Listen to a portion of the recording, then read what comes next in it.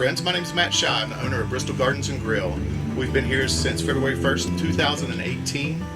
Our second location is at the Sportsplex on Blumpville Highway. We've been in there about 7 weeks. This is the original. This is where it all started. We created this concept taking into consideration at the time I was married, and I realized that my wife was raising our 4 children and I was raising pizza joints for some millionaire friends of mine. And I decided that wasn't the life choice that I really wanted. So I found this piece of property. It was very affordable. I had it in mind. I was just going to grow in the greenhouses.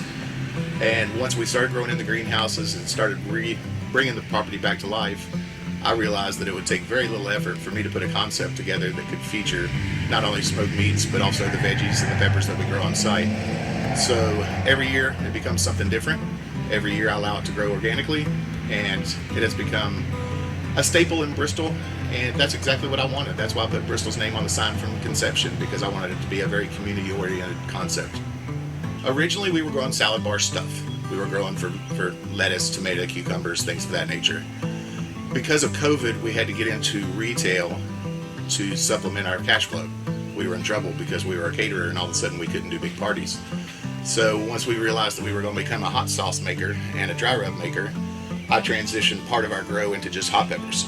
And so as I got better at growing the peppers and I got better at making the sauces and dries, we realized that we were onto something. This is 6 rows of nothing but peppers that we'll be using for hot sauce and dry rubs. They're actually, all of them but jalapenos are on their 7th year of me harvesting and growing from my own seed. So believe it or not, this hoop house is actually in heirloom status, which is kind of funny because I don't consider myself a farmer. I'm just luckily learned how to grow peppers.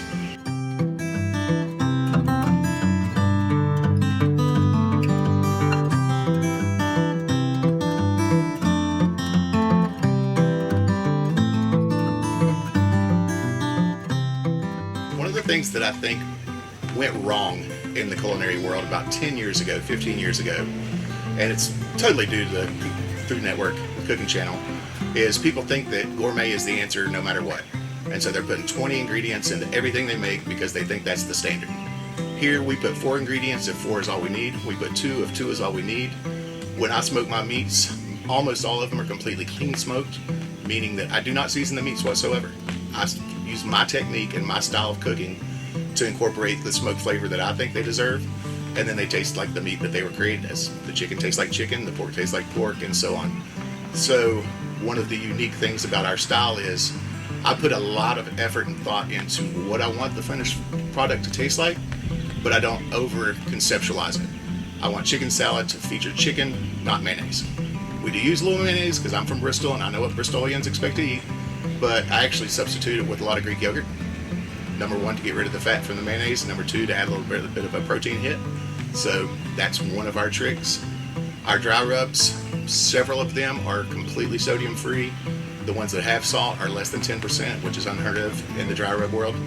We do that for you. We do that for the customer. We want you to be able to eat here even if you have dietary restrictions. That's also why I do the clean meat program. If you have high blood pressure, generally speaking, you stay away from barbecue. That's not because the meats are bad for you. It's because of all the stuff that people put on the meat before they cook it. Our meats are gone in 2 days. We don't need shelf stability. We don't even have a walk-in. So we can't buy more meat than what I'm gonna smoke on a daily basis. So every morning I drive down to Malcolm's Meats and I get the meats that I'm gonna smoke today, back the truck up to the smokers, and actually load them. So there's nowhere on here that I have raw product cold.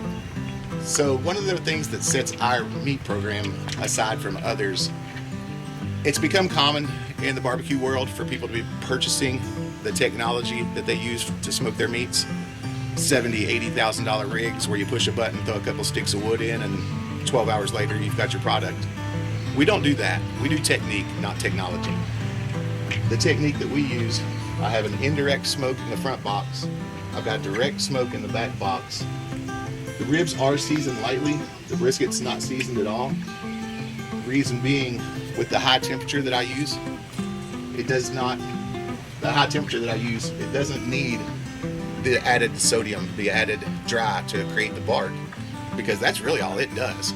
I want to incorporate the flavors on the end once I find out what the customer's in the mood for.